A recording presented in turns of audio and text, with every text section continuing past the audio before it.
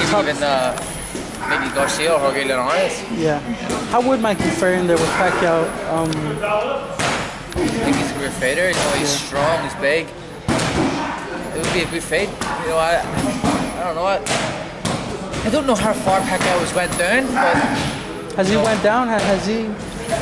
He obviously has. He's not the Pacquiao of old, the guy who threw so many punches and was knocking everybody out. But you know, I don't know how far he is gone down. But he's definitely not the same guy.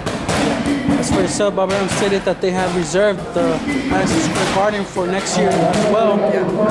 What do you take to that? That they're already they have these plans for you, man. It's a blueprint that they're building for you. They have you back in MSG next year. It's great. You know, it's what I wanted. When I say that with when I was looking at saying with a professional promoter, I wanted someone who's going to lay a good plan, a good structure. You know, not one of these ones where you're just going from here to there and you don't know where your next fight is.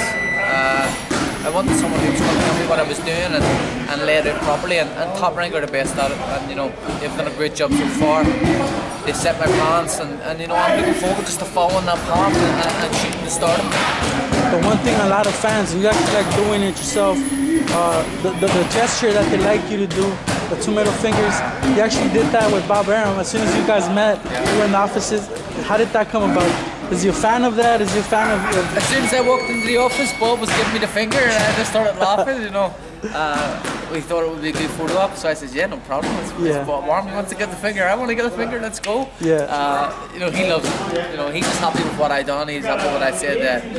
But you know, I'm glad to have a promoter behind me who supports me like that. You know, a lot of promoters probably didn't like it, but he liked it. You know, it's Bob Arum, it's his personality, and you know, if you're fucked over, stand up and say something. And I'm glad I did, and I'm glad I have Bob who backs me on everything I said. How do you put all that in perspective? Being promoted by Bob Arum, arguably the greatest promoter in the history of boxing, and then being on Manny Pacquiao's card, you have this protocol that you're already following all the way up until next year. How do you put it all in perspective? Dream come true. The dream come true. A lot of fighters turn pro. A lot of great fighters, probably some of the best fighters have turned pro. They've not been managed right, they're not being handled right. They've never made it.